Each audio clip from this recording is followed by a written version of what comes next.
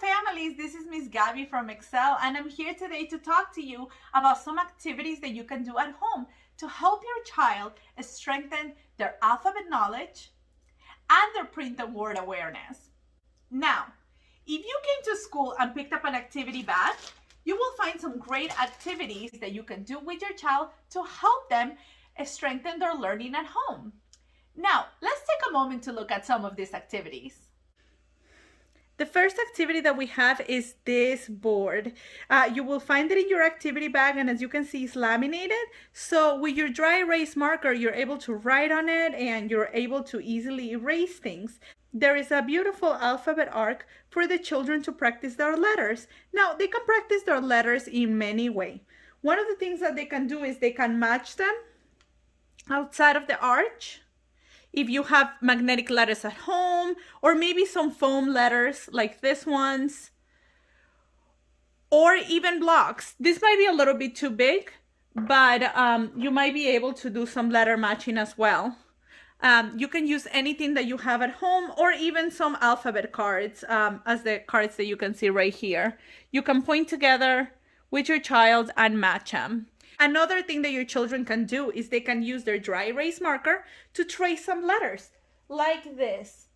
They can either trace it inside of the spaces and learn how to trace the different letters in this blank space in between, or they can practice them down here by writing them in this ruled line that we've provided for the children. On the other side, you will find another option of activity that you can do with your child. As you can see, on this side is a little bit more challenging because the letters are not in the arc. So children can use magnetic letters, foam letters, or anything that they want to make the arc, either by memory in the order that it goes, or they can use this top list of the letters of the alphabet as their guide. We also have a good amount of blank space here for children to do some tracing of their letters and practicing some of them. Maybe they can do things such as practicing how to write their name. My name is Gaby. Miss Gaby. So I can trace the letters in my name. And the best thing about this is that since it is laminated, it is a dry erase surface. So in the back of their marker, you will see that it has a little eraser that they can use to erase away, and they can practice their letter writing, or even other things such as just drawing, and have a really good time, and it is reusable. The next activity that we have for you is a sorting activity. As you can see, we have letters that are made out of straight lines, curved lines, or both. Now, you can do this, like I said, with blocks, cards, anything that you have at home that you think that your children can use to sort. I really love using magnetic letters because not only can you see the letter, but children can actually feel the shape of it. So if you have some of this at home, I would recommend for you to use them. If you're using magnetic letters, one thing that you might want to use is a metal tray, just like this one, because it will help the letters stick to the tray, and children can put them on and even lift the tray if they want to, with the letters staying there, because they're magnetic. I really love doing this. Like I said, you can do this with magnetic letters. You can do this with other foam letters. You can do this with blocks. You can even do this with some alphabet cards such as this one.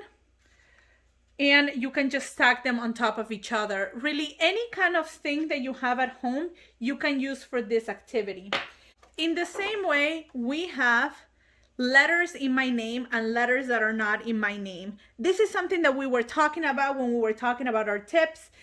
Children find their name to be their most meaningful thing that they can use for letter recognition. So in this case, you can use, like I said, alphabet cards such as this. Since my name is Gaby, the letter G is in my name. The letter R, it's not. Well, if you use my full name, Gabriela, it is. But for Gaby, it is not. So you can put it in letters that are not in my name. The same as the N. It is not in my name. And you can just go ahead and use whatever form of letters you want to use for sorting. Children will really love it, and they found it very meaningful because there is no more important word for them to read or write right now than their name. The next activity that we have is this alphabet board. This alphabet board is wonderful. I really love it because the spaces and the print is big enough that you can easily match using different kinds of letters. Let's say, for example, by using magnetic letters, those are always my favorite. The spaces are large enough that children can fill up the entire board with no problem. You might also have other things around the house, other letters such as these foam ones. They may fit pretty okay, maybe a little bit snug in the spaces, but that children can use to match different letters. If you want to make this activity more challenging for your kiddos, on the other side, you can find the same board, except it is missing quite a bit of letters. So children can go ahead and fill up their board by also having to fill in the blank. And it is a wonderful way for them to practice their alphabet. Not only that, but once again, it is erasable, so they can fill in with their dry erase marker the letters that might be missing, or just like before, they can trace on top in order for them to practice how to write these different letters.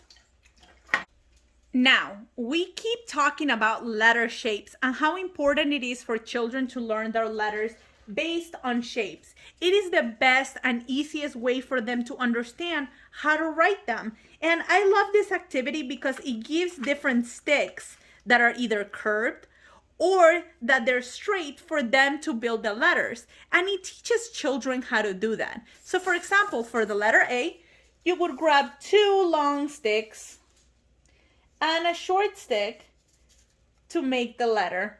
And children can make all of the letters of the alphabet that way.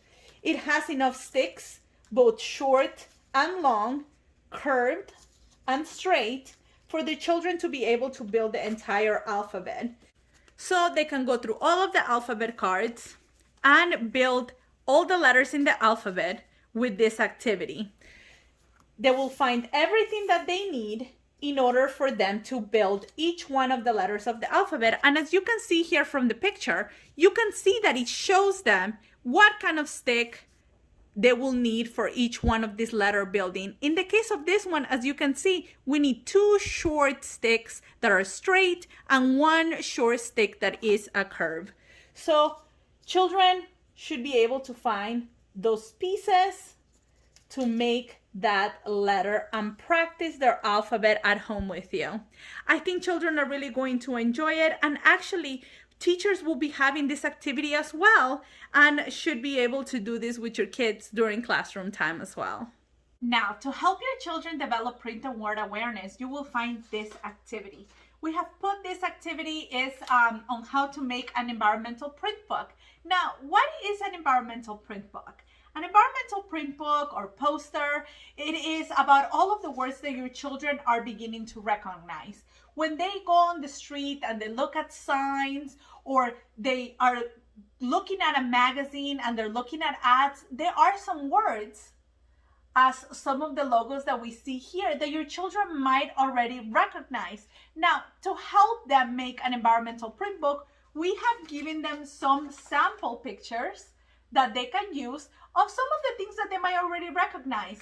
Things such as an exit sign, a stop sign, some different store names, some food, things that they might be familiar with.